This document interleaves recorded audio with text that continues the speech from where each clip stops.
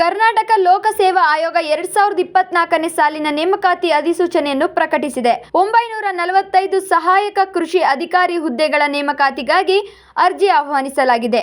KPSC ಅರ್ಹ ಮತ್ತು ಆಸಕ್ತ ಅಭ್ಯರ್ಥಿಗಳು ಅಧಿಕೃತ ವೆಬ್ಸೈಟ್ ಮೂಲಕ ನಿರ್ದಿಷ್ಟ ದಿನಾಂಕದೊಳಗೆ ಅರ್ಜಿ ಸಲ್ಲಿಸಬಹುದು.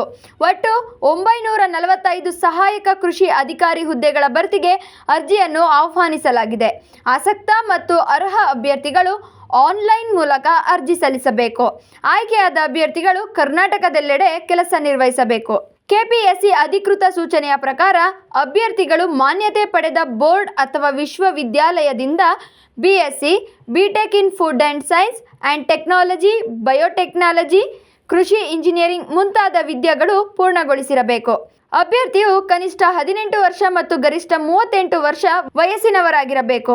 7 ನವೆಂಬರ್ 2024ರ ಆಧಾರದ ಮೇಲೆ. ಇನ್ನು ಕನ್ನಡ ಭಾಷಾ ಪರೀಕ್ಷೆ ಮತ್ತು ಸ್ಪರ್ಧಾತ್ಮಕ ಪರೀಕ್ಷೆಯ ನಡೆಸಿ ಅಭ್ಯರ್ಥಿಗಳ ಆಯ್ಕೆಯನ್ನು ಮಾಡಲಾಗುತ್ತದೆ.